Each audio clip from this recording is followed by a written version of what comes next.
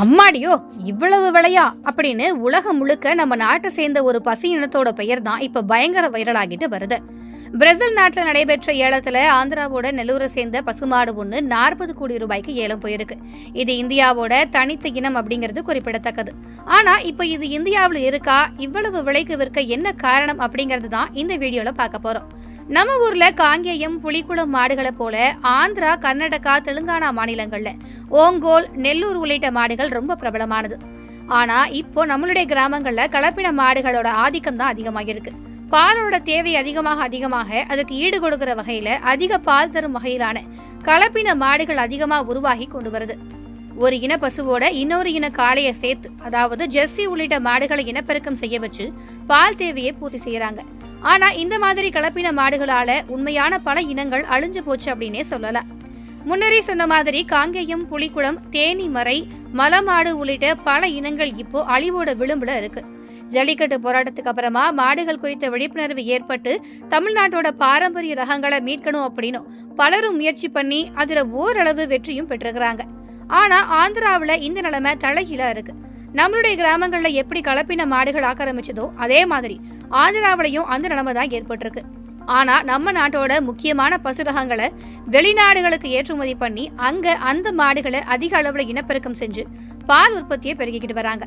உலக அளவுல பால் உற்பத்தியில முதலிடத்துல இருக்கிற பிரேசில்ல கிட்டத்தட்ட 1,68,00,000 நெல்லூர் இன மாடுகளை வளர்த்துக்கிட்டு வர்றதுதான் இப்போதைக்கு பேசு பொருளா இருக்கு. வெளிநாடுகள் இந்தியாவோட பாரம்பரிய ரக மாடுகளோட பெருமையை நன்கு உணர்ந்து இருக்காங்க. அதோட அடையாளமா தான் இப்ப பிரேசில்ல 40 கோடிக்கு நெல்லூர் ரக மாடு ஒண்ணு ஏலம் போயிருக்கு. இதுக்கு என்ன காரணம் அப்படின்னு பார்க்கும்போது நிறம், மரபின சிறப்புகள் தான் கால்நடைகளோட தரத்தை தீர்மானிக்குது.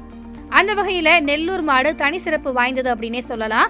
நெல்லூர் ரகத்தை பொறுத்த வரைக்கும் வெண்மையான தோல் ரோமங்கள் மற்றும் தனித்துவமான திமிழ் காரணமா பார்ப்பதற்கு பிரம்மாண்டமா ரொம்ப அழகாவும் இருக்கும். அது மட்டும் இல்லாம பால் தேவையை பூர்த்தி பண்றது இல்ல, நெல்லூர் ரக மாடுகள் தான் முக்கியத்துவம் அப்படின்னே சொல்லலாம்.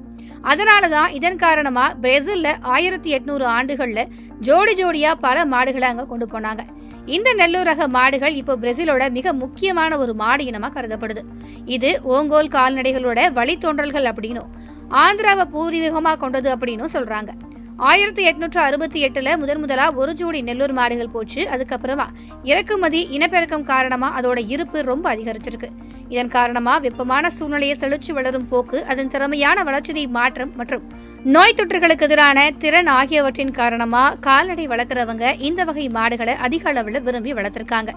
அது மட்டும் இல்லாம பிரேசில்ல இருக்க கால சூழல் நெல்லூர் மாடுகள் நன்கு வளர ஒரு காரணமா அமைஞ்சிருக்கு. இதன் காரணமா இப்ப மட்டும் சுமார் 1.5 கோடி மாடுகள் அங்க இருக்கிறதா சொல்லப்படுது.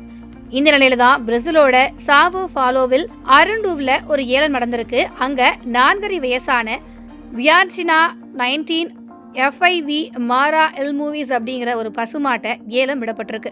இந்த மாட்டோட நிறம் மற்றும் மரபியல் பண்புகள் காரணமா அந்த மாட்டை ஏலம் எடுப்பதற்கு பலரும் போட்டி போட்டிருக்காங்க. இறுதியா ஒரு வழியா அந்த பசு ஏலமும் விடப்பட்டிருக்கு. அதோட மொத்த மதிப்பு மட்டும் 4.3 மில்லியன் அமெரிக்க டாலர் அப்படின்னு சொல்றாங்க.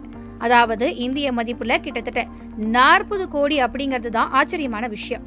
கால்நடை ஏலத்துல இதுவரைக்கும் இல்லாத வகையில வியானிட்ரா மாடு ஏலம் போயிருக்கிறது. இந்தியா மட்டும் இல்லாம பிரேசில் மட்டும் இல்லாம உலகம் முழுவதும் பேசுபொருளாயிருக்கு.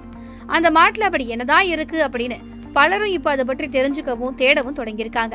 அதே நேரத்துல பிரேசில் நாட்டுல மட்டும் 100 மாடுகள் இருக்குன்னா அதுல 80% மாடுகள் நெல்லூர் ரக மாடுகள் அப்படிங்கிறது குறிப்பிடத்தக்கது.